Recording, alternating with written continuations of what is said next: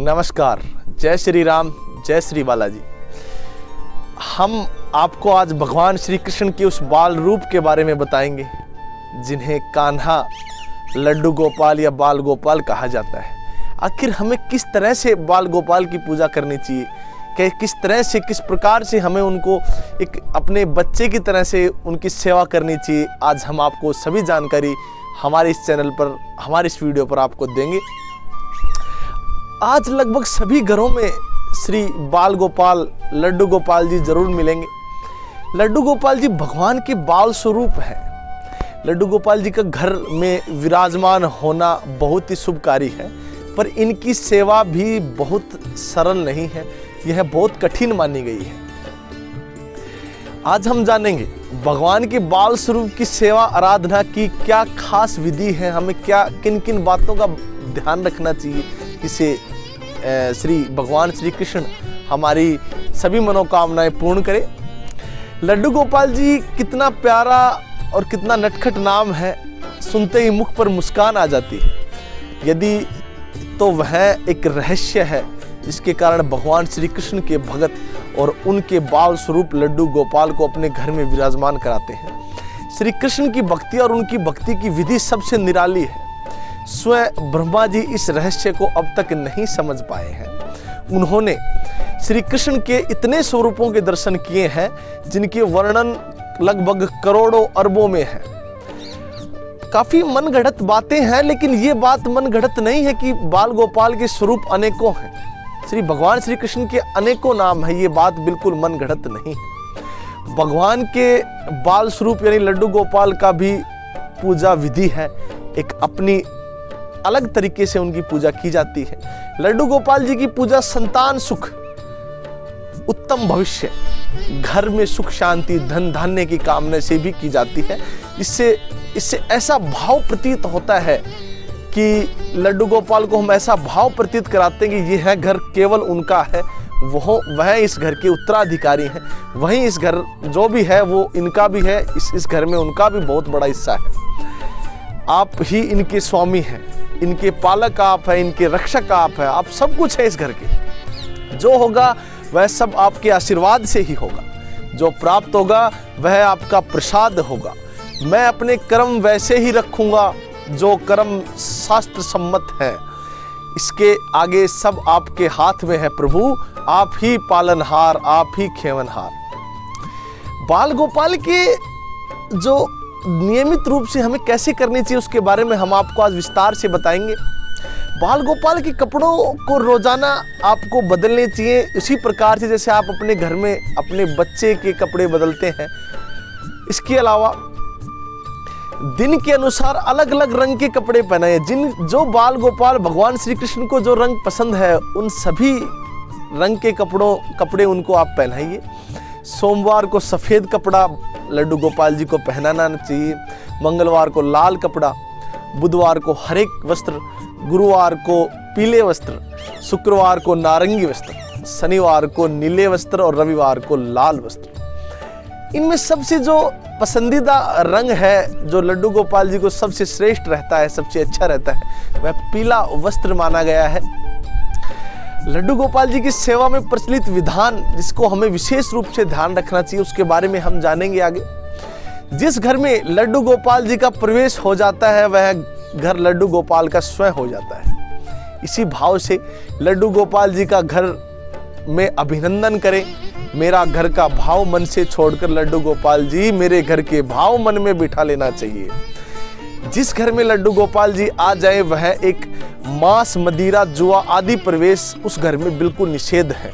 उस घर में अगर आप लड्डू गोपाल का सेवा नहीं करना चाहते हैं तभी आप इन सभी चीज़ों का सेवन कीजिए। बाकी लड्डू गोपाल का प्रवेश होने के बाद आप इन सभी चीज़ों का विशेष आपको ध्यान रखना अति आवश्यक है। इस नियम को नहीं मान सकते तो फिर लड्डू गोपाल जी को घर में नहीं लाइए, अन्यथा भगवान कुपित हो जाते हैं, भगवान क्रोधित हो जाते हैं। लड्डू गोपाल जी की जरूरतों का ध्यान भी परिवार के सदस्य की जरूरत के अनुसार ही रखना चाहिए। उन्हें पर्व त्योहार आदि पर विशेष लाड प्यार चाहिए। लड्डू गोपाल जी की हर आवश्यकता का विशेष ध्यान रखें।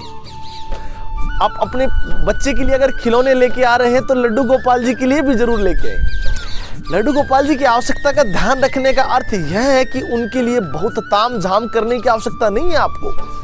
लड्डू गोपाल जी तो एक बाल रूप है, एक उनका बाल भाव है। उन्हें ताम झाम से क्या काम, उन्हें तो प्रेम चाहिए, उन्हें तो प्यार चाहिए, उन्हें तो लाड दुलार चाहिए। लड्डू गोपाल जी को प्रतिदिन सुबह स्नान अवश्य करवाएं। जैसा मौसम है उनके अनुकूल पानी है, अगर ठंड अधिक है तो आप उनके लिए गुनगुना पानी से उनको भोजन, गुनगुने पानी से उनको स्नान करवाइए। अगर थोड़ा गर्म मौसम है तो उनको ठंडे पानी से उनको स्नान करवाइए, जिससे लड्डू गोपाल जी को खुशी हो सके तो गर्मियों के समय में गुलाब जल थोड़ा सा डाल दें पानी में, जिससे उनको अधिक खुशी मिलेगी, उनका तन महकेगा उससे। स्नान कराने के बाद लड्डू गोपाल जी को साफ सुथरे वस्त्र पहनाइए।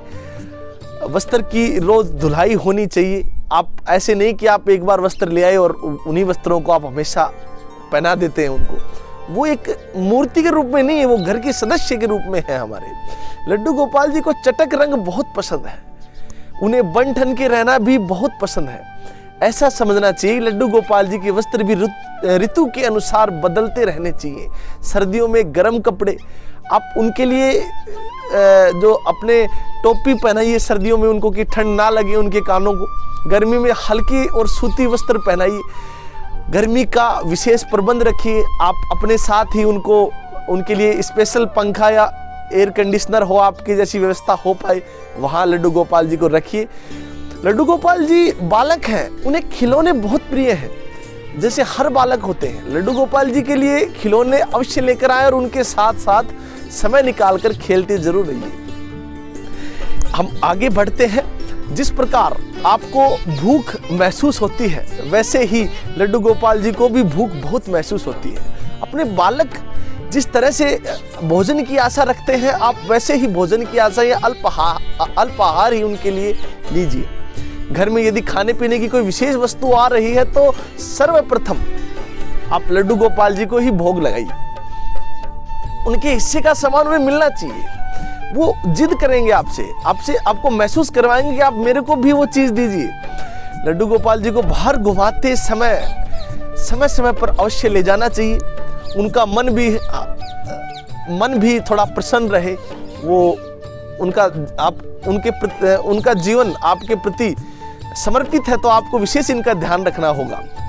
जो भी नाता लड्डू गोपाल जी से आप बनाते हैं उसे श्रद्धा और निष्ठा से निभाइए, बिल्कुल अपने घर के सदस्य की तरह। आप उनको भाई की कमी भी महसूस है तो आप भाई के रूप में उनको आप मान सकते हैं, आप पुत्र के रूप में उनको मान सकते हैं, आप बेटे के रूप में उनको मान सकते हैं। आप जो रिश्ता निभाते हैं उनको निभाना बहुत मुश्किल बात नहीं है।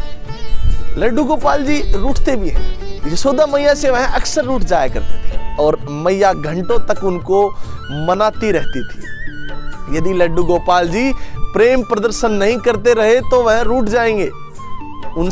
उनके साथ खेले, घर के सदस्य भी साथ में भोजन करें, प्रेम भाव से भोजन करें। लड्डू गोपाल जी को भोजन कराएं जल आदि से। उन्हें संतुष्ट करने के बाद ही स्वयं भोजन ग्रहण करें। रोज रात में लड्डू गोपाल जी को शयन कराएं। जैसे बालक को प्रेम से सुलाया जाता है, वैसे आप लड्डू गोपाल जी को सुलाइएगा। उसी प्रकार से उनको भी सुलाइए, उनकी थपकी दें, लोरी सुनाए, कहानियां सुनाए उनको आप।